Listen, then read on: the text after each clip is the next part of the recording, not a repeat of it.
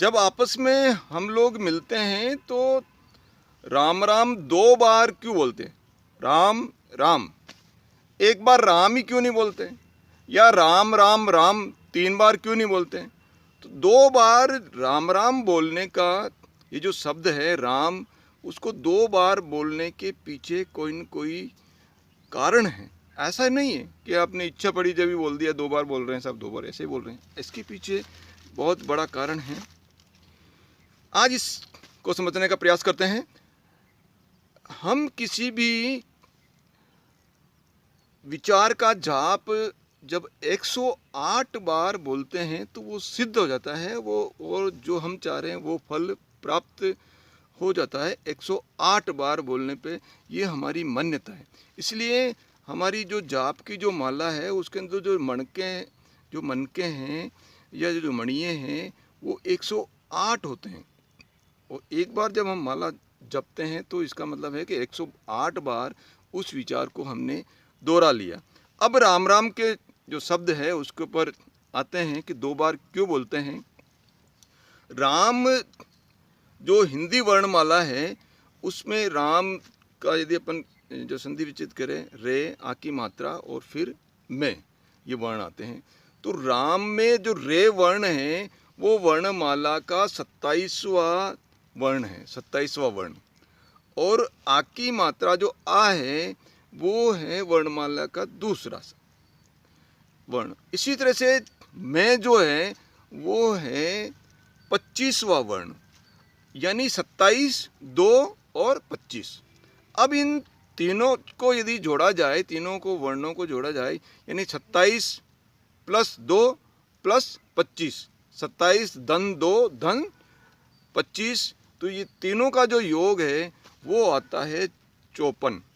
54 जो योग आता है वो यानी एक बार राम बोलने पे आप 54 जो है विचार एक बार इसका मान के चल सकते हैं।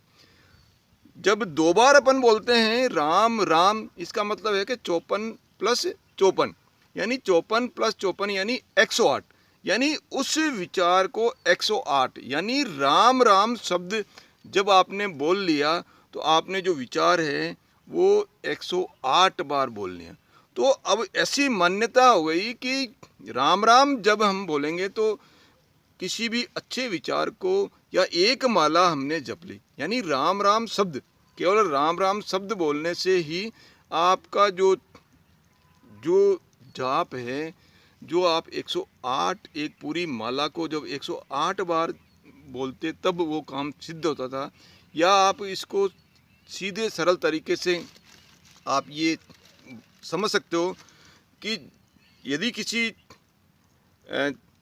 विचार को या किसी कार्य को पाने के लिए 108 बार बोला जाए, उतना ही यदि एक बार राम राम बोल लें तो 108 बार बोलने के बराबर राम राम शब्द हैं। यानी एक बार माला जपने के बराबर जो है राम राम शब्द की जो है इतनी प्रभाव है। तो इसलिए राम राम हमारी जो सनातन संस्कृति उसके अंदर कई वर्षों से ये राम राम शब्द, या हम जब आपस में मिलते हैं तो उसको राम राम 2 बार बोलते हैं, एक बार नहीं बोलते हैं, न 3 बार बोलते हैं।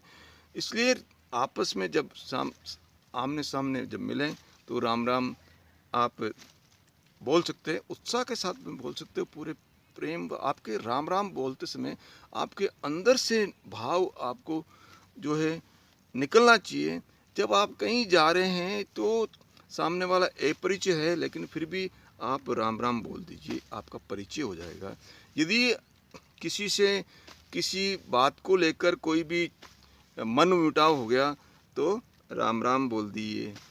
राम राम में बहुत ही जो है असीम शक्ति है, बहुत प्रभावशाली जो है वो शब्द है राम राम।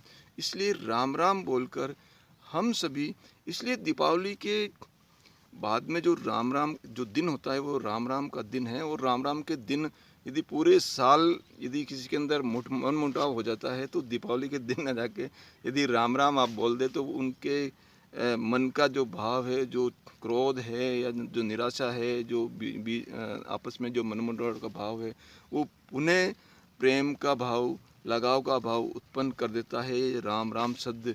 इसलिए हमारी संस्कृति के अंदर ये जो राम नाम राम राम है वो शब्द बहुत ही चमत्कारी है।